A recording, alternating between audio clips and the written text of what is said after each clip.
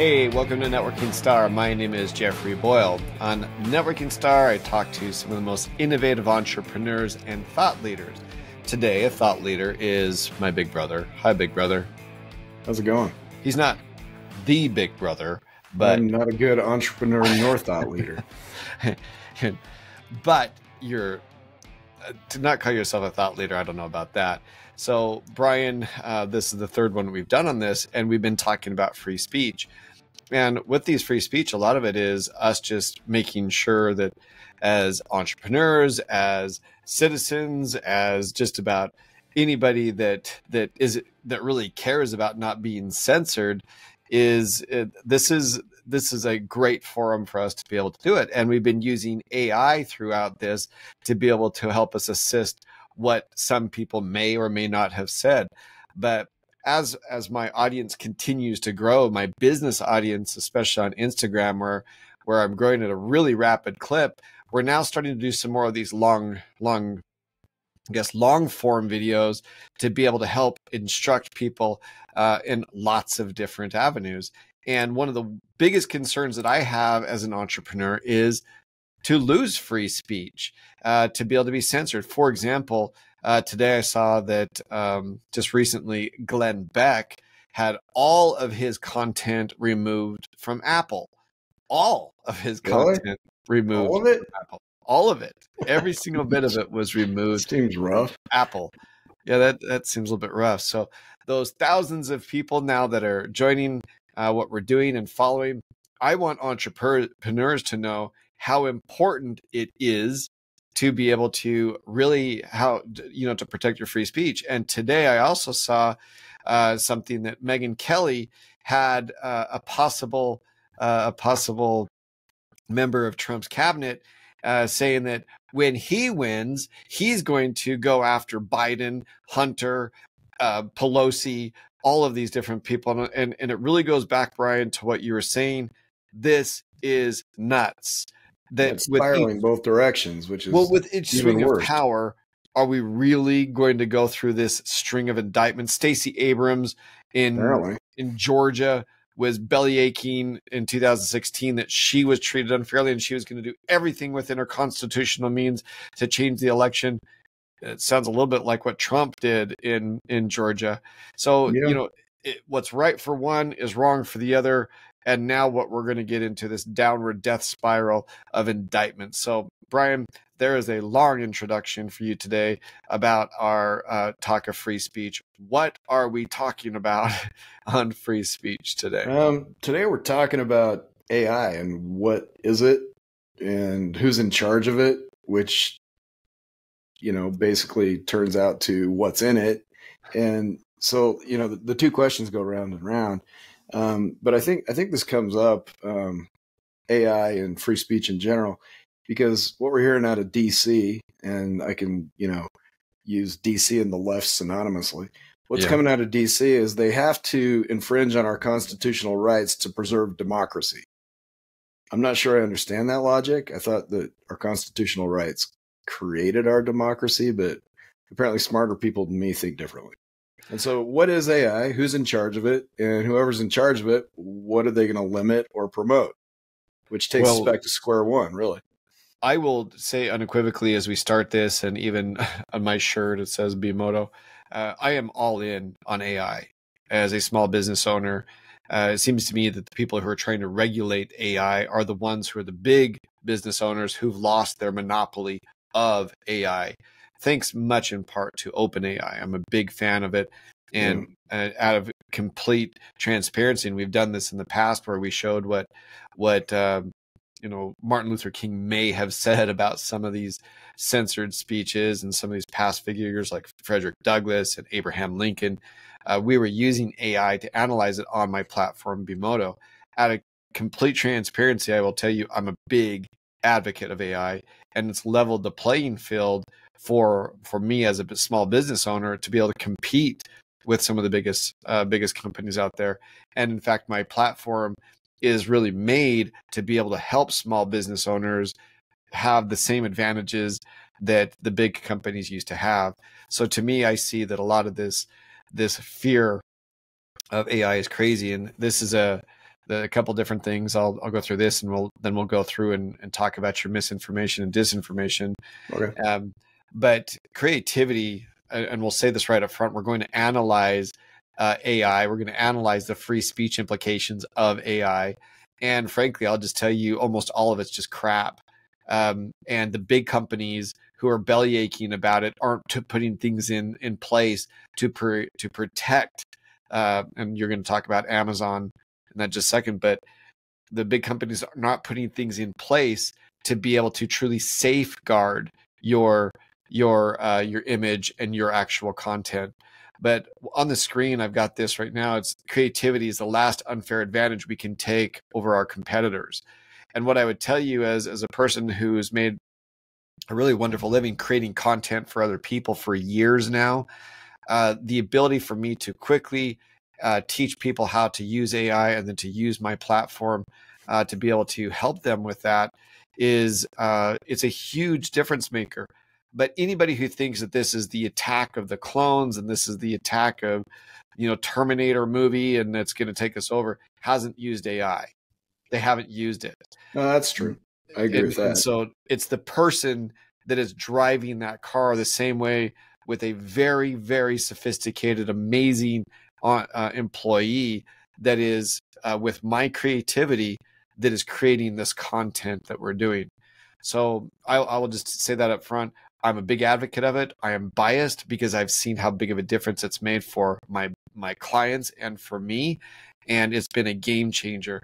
So I think that it's something it's pretty nutty of just, once again, big companies out there trying to really suppress this game changing technology that we now small business owners own. Very well. I mean, what I can say is I'm not against AI. I'm not really against anybody being able to create content and express themselves how they see fit. I mean, that's what the whole First Amendment's all about. I mean, I can kind of go back. I don't know if it was maybe 1994 or 1995 during the Super Bowl. Pretty sure it was the Super Bowl when this ad came on about the information superhighway. I don't know if you remember that. And back then, I'm kind of a late adopter to any technology. And I was like, well, that's never going to work. I mean, what is an information superhighway? We were still kind of using the Dewey Decimal System, going to the library and all that. And so, then I learned Al Gore invented it, which, thank you, Al. And then AOL sent me a whole bunch of discs and you could get in different chat rooms or whatever. And so, it just seems to me that you don't hear a lot of people fearing AI, like regular we the people. You hear a lot of politicians fearing it. Be afraid, be very afraid. We'll take care of you. We're going to monitor this. We're going to, protect you from harmful words so your bones don't get broken by proverbial sticks and stones. And, we've heard this before, whether it be the internet's going to be this super great way, a free flow of information. And then, okay, that sounds great. I want to learn more stuff. And then, that kind of molded into search engines so you could find stuff quicker, which then started to sell ads. So whoever had the most money would get put at the top. And then we had this social media stuff, which, you're supposed to have your page available to the world. So everybody in the world knew exactly who you were and what you thought. And then that started getting infringed upon. And then, that's been kind of a big battle. And so now we have this AI, and it's surprisingly quick, even for paranoid politicians. They're jumping in right now to regulate this thing. So I don't have any real I think that the biggest fear of regulation is just that you see guys like Glenn Beck instantly being canceled by big tech, gone. And now he, of course, has all of it on his site, The Blaze. But the thing is just instantly canceled by somebody. Now, obviously, Apple and everything. So who's making that decision? Well, everything surrounding me is Apple. My Apple laptop, my Apple phone, my Apple this, my Apple that. Everything I have is Apple. But to say that Apple as a company has the same beliefs that I do, I think would be a giant stretch. And at what point does Apple? I think he said he was canceled because of his exposure of the deep state. Well, goodness sakes, possible. I don't know.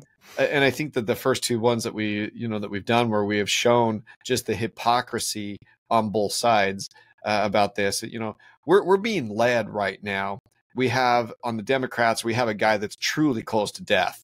You Yes. can say he's healthy. He doesn't I mean, look statistically, healthy. yes, that's true. I'm not, Okay, statistically, he's at the end. He's running. statistically, the way Yeah. that he looks, the way that he moves, and then on the right side, you have a gluttonous guy that's not too different in age from him. Now Yeah, it's he's been a much couple of more, years, right? I yeah, he's mean, much more not too far. spry than the current president. But you have two aging baby boomers leading us. Then you have Mitch McConnell that has a 1 minute pause looking at the camera, and Did then you just pause for effect? That was pretty good. there's pause for the effect, but there's 1 minute pauses where you're like, dude, did you just check out? And then you have Dianne Feinstein, that she's still in office, and they're getting conservatorships of her property because she's in Well, but I think this could be wrong, but I think they're actually moving so that like a proxy vote for a senator, so she doesn't actually have to show up, but somebody's going to vote for her. I mean, it's holy fine. smoke. I mean, these are the leaders that are going to be telling me as a small business owner what I have to do. At some point, Yes. baby boomers move out of the way. Yeah, you gotta hang up the spikes, guys. I mean, so I think that's kind of what we're talking about. And Trump called it fake news on this chart that we've got on here. You pointed out it's called malinformation, intent to harm. But anytime something goes against what you want to say, they are really going into the misinformation, to the disinformation, and now the malinformation, where there's true intent to harm. well, I don't think anybody really knows the difference between misinformation and disinformation, so they use them both. We're protecting you against misinformation and disinformation because, I mean, they're really the same kind of thing. It just is a spectrum of how evil you're being, essentially. From you're just dumb to trying to manipulate markets and political systems and stuff like that. So, well, whatever it is, misinformation, disinformation is fairly, that's what Trump's being persecuted. I say persecuted, prosecuted for what they say is disinformation, fabricating or deliberately manipulating content, and racketeering. I mean, he's got so many things going. But yeah, that's really important. Kind of a distinction there. We're never going to get to AI. We need to. So when you're talking about criminal charges, you're talking about mens rea, which means what's your state of mind? What's your bad state of mind? And depending on the crime, you can be wrong and you can be manipulative. So and you can also lie. You're protected you can lie, to be able to lie. So, I mean, if lying becomes a crime, holy smokes, we're going to have to clean DC out and do something. And I think that's the issue, is what he was talking about is trying to do. And I think that there's just so much that, people are, what I would like corporations to do. And this is the video that you sent over. You found it on Fox News, and it's author sounds alarm on avalanche of fraudulent AI generated books. So without playing the video, explain a little bit what was going on with this video of the fraudulent AI generated books and how helpful Amazon was not in protecting this got me curious. Again, I don't have any particular expertise. I've been a person of 50, a little bit past 50, that's always had just tons of questions, right? So I'm listening to the radio, and this author, I can't remember which channel it was on. I think she's been on a lot of them. She said that she's got books that are listed as written by her on your Kindle. Is that what it is on Amazon? Yeah. On Kindle, that say written by, what's her name? My glasses can't read that small. But anyway, she's a fairly well-known writer. And there are books being sold on Amazon under her name, which is really crazy. And so she tried to reach out to Amazon and, had a general number, lodge a complaint, direct her to a website. She put it in there, nothing. And even when she was able to reach someone, they're like, well, we can't do anything about it because, on our platform, you just write your name to this, and essentially her name's being stolen. And they told her, well, you can't trademark your name, or you haven't trademarked your name. So you know, I can understand her frustration. I mean, I can understand it too. So I'm actually going to show you how easy it is to write like Jane Friedman. I'll show you using my yeah, platform. do. So ChatGPT plugs into OpenAI. My platform also plugs into OpenAI. And what's different about mine is that you can train it to remember you over time. And I'm actually going to take Jane Friedman. I'll just take her name right here, and I'll come into. Let me hit. For the record, Jane Friedman did not write what's coming out of the next scenes. I know Okay. you keep saying that. Bemodo is an AI platform with it, so I'm just going to go into. I'm just going to go into this tone and style analysis of a famous. And have her analyze the Major League Baseball season. Well, we'll do that first. So what we're going to first do is we're going to go in here, and I'm just going to type in Jane Friedman, and essentially it's going to write. This is mine. Just uses let's go into our free speech right here. We've done these before. So basically, I'm just giving it an instruction by putting her name in there to determine what her writing style was of her books or blogs or videos, anything that she's done.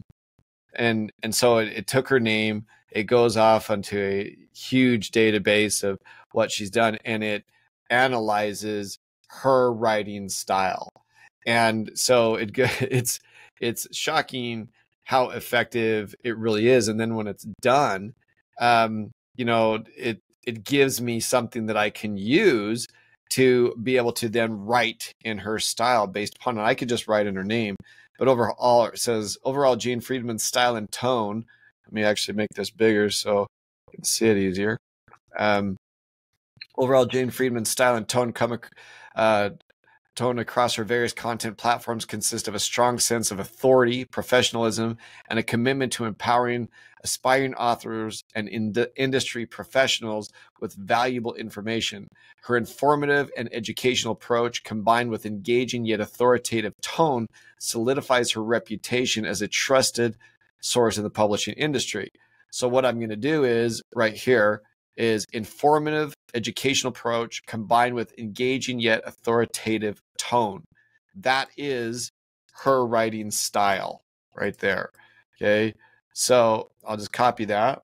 I can use another template, but I'll just say write an analysis of baseball versus soccer as the top sport in the tone and style of in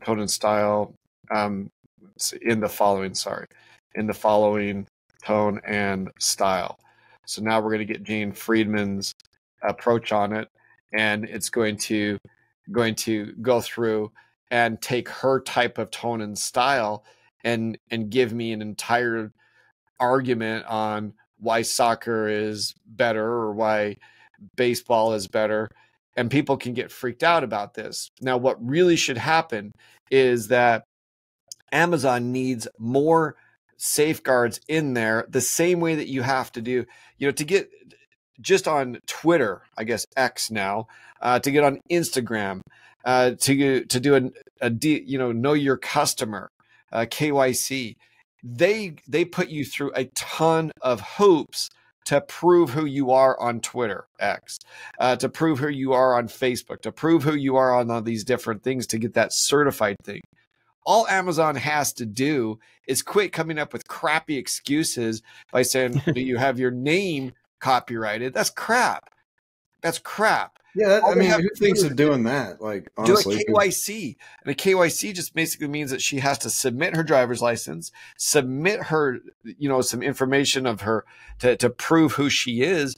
And now anybody that tries to say that Jane Friedman is the author, that's resolved instantly. Amazon's the problem here, and they're empowering people to steal the styles of other people. This to me, though I just showed you a nefarious way of doing it, it is a very easy way for me to create spectacular amount of content. So I can do the same thing.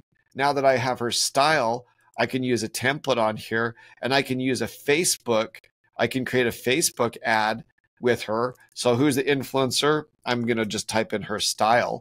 in there. I could have put Jane Friedman. The customer is baby boomers. And then I'm going to say the product is false teeth. Yeah. Right. So now it's going to write it for me automatically. It's going to make me an ad, and it's going to do it in the style and tone of Jane Friedman. Now you can say, gosh, that's pretty cool. It's amazing. It's a game changer. It's spectacular to be able to have the analysis of all these different people out there. Give me some examples of, not just what to, it gives me an entire ad campaign written in a very effective tone instead of just some of the boring tone that ChatGPT can put out. It gives me some really aggressive writing style in Jane Friedman. That to me is a game changer as a business person. And I can go ahead. And what you're going to have is people who are going to rely on it to a greater degree and a lesser degree, right? So like where I using this tool right now, I would use it to give me like a first draft maybe, or a first draft of a draft of a draft. But I'd go through it and change it to mine. And then over time, make various drafts to make sure it's exactly what I'm thinking. And I think this goes back to my first point. Like, what is AI? Quite frankly, I'm not sure. But even more important to me on what it is, I want to know who's in charge of it, because depending on who's in charge, who's that little man behind the big Wizard of Oz machine, that's going to determine what gets pushed more and less. Because AI, is it a person? Is it not? That's going to be a legal issue going forward. Can it get sued? Who knows? But it didn't crawl out of the primordial ooze like biological intelligences have, whether it be humans or whoever else. This has been around forever. Amazon's been using it forever. Netflix has been using it forever. All these other companies are doing this. But now with my team being able to program, we're making it, so you're able to train it to talk like you.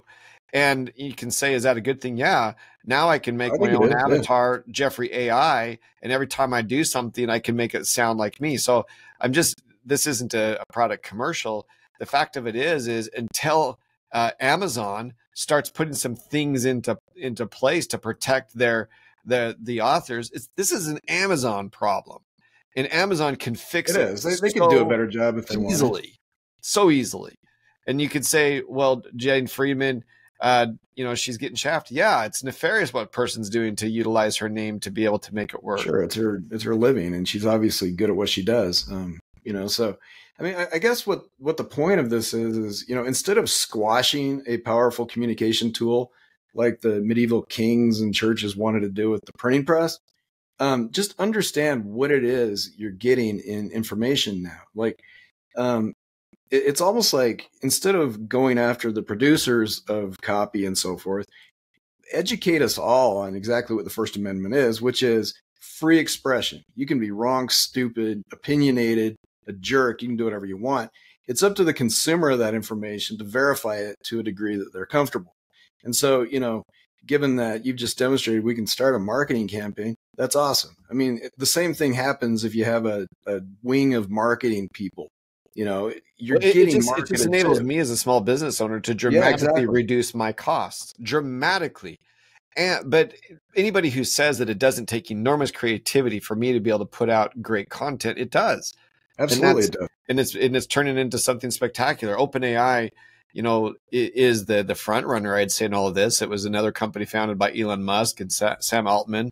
Now Microsoft has the exclusive license, which again, they have the exclusive license of the big companies, but OpenAI lets my company interact with their engine, which enables me to be able to create really great templates, to be able to output content in spectacular fashion very quickly.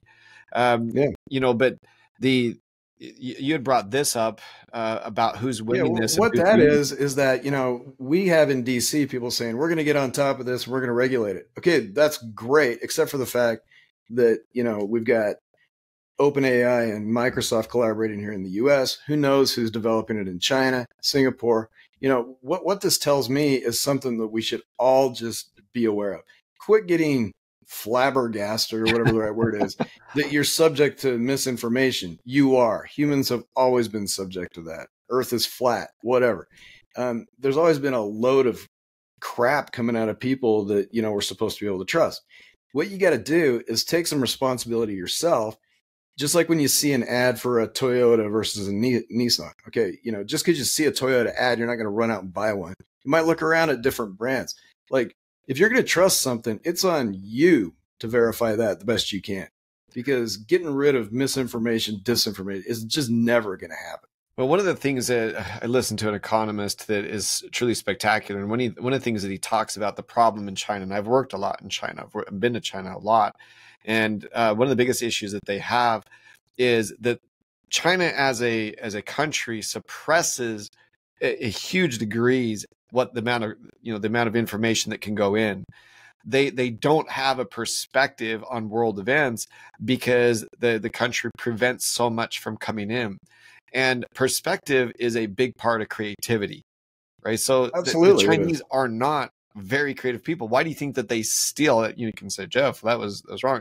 The people living in China, not the Chinese, the people living in China have no perspective because you have to have all kinds of different, virtual private networks to get out of it. And a normal Chinese person is not going to have it. So their perspective is very limited. So the creativity that they have, they steal it from us. They send spies over. They steal it, not just our technology for the arms race, but they steal it for all kinds of corporations. Yeah, that's how they do it. And to think that Nancy Pelosi,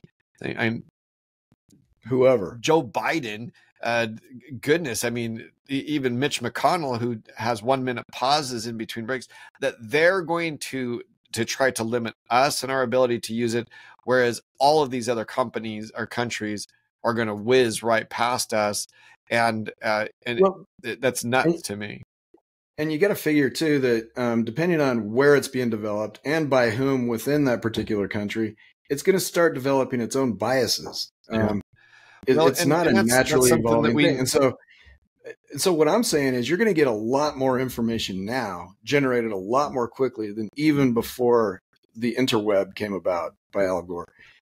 You're going to get a lot more now. So you've got to develop your ability to ask questions. Like, I don't assume I know anything about anything because I've been told that way too many times to believe anything else. But what I'm saying is it's my job to question information I'm getting. Just because it says it's coming from, even if I can prove it came from a certain politician, he or she is a politician, and they're going to try and craft a narrative their way. It's upon me to sort through all that and make a decision, or I'm just being lazy and I'm going to get fooled. Well, the thing that we know about content is that it's also the delivery of the content. So if content is king, delivery is queen. And my Jeffrey AI at one point wrote for me, that makes AI the ultimate royalty. Very creative because it took a content out there, and then Jeffrey AI is what I call my personal avatar. And Jeffrey AI comes up with some really brilliant things, and it takes my past writing, and I program it in my app to be able to do this, and I continually give it new information, and it's constantly making, it's constantly creating new content for me, which has been a game changer. But the thing is that it's forced me to get better, more opinionated, authentic, very authentic. Better questions of your platform, like, But what I'm saying is it's required me to be a better delivery mechanism. It's required me to be really me, not ashamed and constantly doing 15 different takes to do some little small thing. By me having a full-time writer at my disposal that can put out video reels, I'm saving tremendous amount of money, and it's causing me to have thousands and thousands of more views. It's causing me to be able to get into the algorithms. I would argue the word causing. I think it's leveraging and enabling your ability to do so, to create more and to poke holes in your own stuff a lot more. Well, make you a better content producer. Well, not only that, it's given me tremendous credibility with the amount of content I can produce. But let me be very transparent. I scrutinize the content that comes out. And when I make these different reels, and do the different research, it is incumbent upon me to make sure it's real, because AI can be very creative with the facts. But the thing is that you'd found this one also. Who should be Yeah, liable when this AI one makes a this one was mistake? really interesting to me. So, like, let's say I get really lazy. I'm a content producer, whatever. I get really lazy and say, AI, just write something for me. I just hit post, and it defames somebody in a very, very big way. Who's at fault there? So, Me. like, You know, what this article, if I I do agree, it, but if I do you really publish it, think anybody's going to do it that way? Someone who is that lazy, they're going to say it's my fault. I mean, that's just, people don't take responsibility by nature. We've learned that. So they're going to say, I didn't write it. Chat GPT wrote it, right? So you've got this whole new level of legal considerations on the content that's being provided here. So again, I would urge people to ask questions, not only of, is this real? Am I really reading that Martians attacked South Korea? Or, is this some kind of whatever you call it on social media? There's two levels here. Like, as a content producer, unless you want to, just trust something like this that, has abilities that we don't as humans. But more importantly, how, as consumers, are we going to view the multitudes and exponentially more amounts of information that we're receiving? Because I promise that will happen. Well, and it goes back to exactly what you said, and I started saying at the beginning. Your creativity is what's going to empower AI. AI Absolutely. is, to me, it's an employee. It's a very dedicated, smart employee that learns from my styles. That's what AI is to me. It learns from me. It enables me to be able to put more of my tone and style that I like out in mass. And but it is my responsibility if it comes out of my mouth, if it's my responsibility that goes on my page, and it's my responsibility if it goes on my Twitter X account, that I am the same as anything else. For example, this misinformation has been around forever. It's been around forever. And when I used to have employees write for me, if I sent it out, then it's I on was you. still the person that was responsible, Yeah. because it had my name on it. So I mean, basically what I want to accomplish here today, Jeff, is pretty simple. Like, I don't understand this AI. So I just start asking basic questions like, what is it? Who wrote it? Who's in charge of it? Who's going to be able to be in charge of putting people in charge of it? And, how can I trust what's coming out of it? Is it really objective? Is it not? But more importantly, ask questions of things that you hear. Like, get curious a little bit more as people. I have to remind myself of that all the time. Like, ask more questions, look into things. Don't be too lazy to look into information that you're receiving, even if it's from a trusted source. Well, and once again, people need to be really careful with Amazon. They're going to need to be really careful with the other places that are selling this information. I believe that now it is Amazon. Amazon needs to protect the authors that are putting content out there. What authors are going to do is not allow them to put their they're not going to allow it. I mean, that's what's going to happen. It is just foolhardy for Amazon to not put different things into play. AI is here. Try putting this back in the box, and they can. It's the same thing that we've been talking about: free speech, what's allowed and what's not allowed. Because they didn't allow anybody to have conversations during the pandemic, we were completely one-sided, and we have found so many things that even questions were hate speech. Like, so is this really going to kill me? Hate speech. Take your vaccine. Yeah, and it's the same thing now. It just worries me. And we're not in the pandemic, and now you've got Apple censoring a conservative. He is a very aggressive conservative with Glenn Beck. But the thing is that now we're going to have this very older generation. People may call us old. Well, you're talking. Yeah, you are old. You're older than me, not much, but you're older than me. I was getting shaved today, but I saw some gray in my beard. It's pretty cool. So I'm trying to look like Jordan Peterson. Very, very Jordan Peterson. Yeah, I'm trying to. I thought maybe I could pull off Jordan Peterson, or something like that. He looks pretty good with his. He's pretty intelligent, but the point is, and there's even things coming out now with the deep fakes, and they're getting better and better where you could put somebody on there. Well, that now there needs to be, there already is now NFTs that can be used to prove that a person is somebody. There's so many different protections So I already didn't know in that. place. I did not know that. Yes. That's So the actually deep helpful. fakes, you could do a deep fake of Jordan Peterson. Well, you would need to just, there could be a deep NFT and an entire process of Web3 Right. to be able to protect even the visual images of people. See, I did not know that. Yeah, it's to me that video that you showed right there that you sent over of, you know, author sounds alarm on avalanche of fraudulent AI. All right, let's punish the small business owners that are purchasing and using AI. Let's punish them so we can make sure that the big bad richest man on the planet, well, second richest man on the planet, Jeff Bezos, doesn't take a couple of steps to make sure that Jane Yeah, put Friedman, a couple guys on it. I mean, you know, seriously, put a couple of your best guys on it it doesn't for a even couple take. of weeks. I mean, it's Guys, like, goodness sakes, they could program it in a So- weekend so- to make sure that there's a know your customer in there to protect Jane Friedman. If a person posts Jane Friedman, posted this, prove you're Jane Friedman. if Or I'm prove that reading you're it, acting in Jane Friedman's name, prove it. well, yeah, but if I'm reading it and go like, man, that last Friedman book was really great. I mean, I'm going to be a little annoyed to find out it's AI because I respect that. But I mean, I think what we're going to see continuously going forward is that technology shifts happen faster and faster and faster. Yeah. And especially in the information space where you're dealing with the First Amendment, it basically requires us as consumers to do a lot of the policing.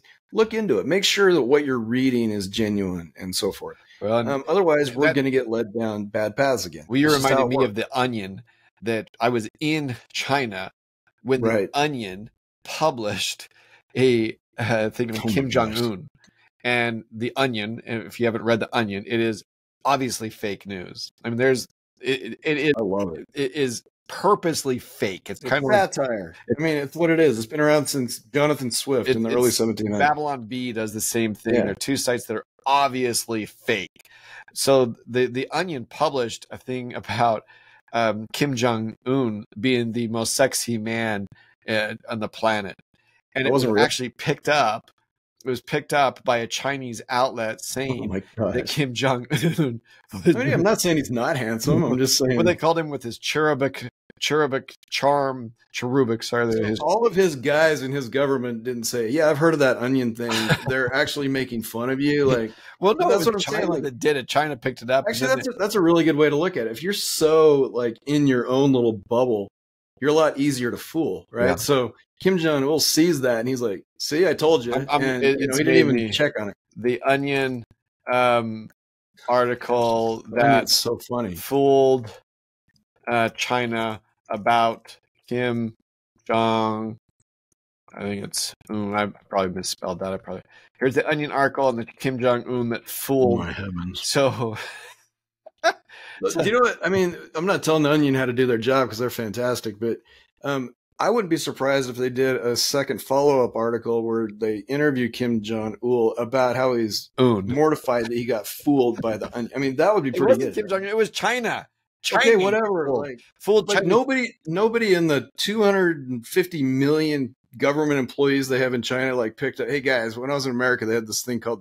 Nobody picked up on that. I mean, but it wasn't just it was China's state newspaper. Okay, like it just tells you don't be in your bubble. Verify your information before you go out on a limb. As absurd as that is to us, because they put in there, announced that North Korea's supreme leader Kim Jong-un has officially been named the newspaper's sexiest man alive, right here, with his devastatingly handsome round face, his boyish charm, and his strong, sturdy frame. He does. Right here, the heartthrob is every woman's dream. Tremendous natural athlete. Tremendous natural athlete.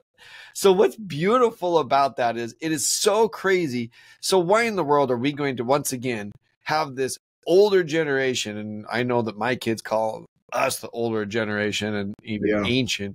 But the thing is how can it be that we're going to trust a bunch of politicians who are now censoring each other and now threatening? It was, to me, just crazy. So I'm just saying, like, if you want the government to take control of the information, be my guest. Like Don't be I'm my guest. That's 5/8 a or crazy whatever talk. through my life. Like I can coast it through to the end. But if you want the government to be the arbiter of everything you hear and everything you can say, go for it. Like I don't trust them to do anything right. I mean, I'm not one of those crazy guys who goes and lives in the woods, but you know, they kind of tend to just mess stuff up just a little bit all the time. And that over time that accumulates to the point where we're so far off where we started that we don't know how to get Well, back. at some And point, so, everybody's going to recognize they go in as paupers and they come out as millionaires, and there's a reason. There's a reason that they want to suppress information. There's a reason that they want to do it their for way. sure. And what's crazy about it to me is at least until Trump came along, there used to be this détente between the left and the right where they would keep each other in check. Yeah. Now they're that whole acting, system up. now they're just destroying each other. And as you've said before, it's eventually going to flip. It's going to flip. Democrats really want this heavy hand to come down on them. And it's the kind of thing. I voted for Trump. For me to say that I support everything that he does, that's crazy talk. The way he talks about women, I was embarrassed. I'm a father of a daughter. I was embarrassed about how he's talked about women. And there's other things he's put into me, a lot of judges that I agree with and justices that I agree with. But the thing is, there's a lot of things I completely disagree.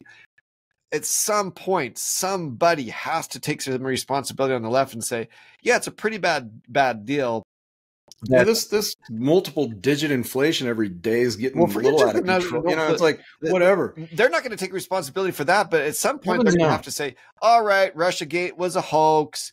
Perhaps. Yeah, they can't do that now. You got to.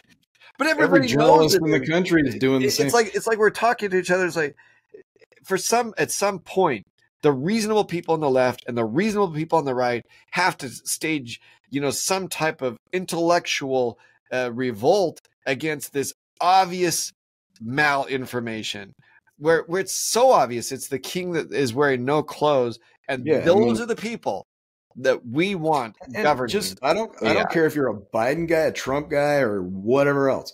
I can promise you this: your guy sucks at that job too.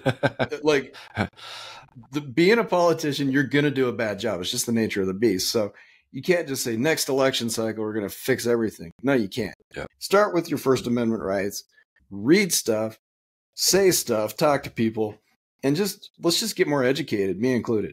Well, with that said, we ask that you hit that subscribe button, hit that follow button, and share this with other people. Our freedom of speech is being eroded rapidly, and it is being eroded by the party in power.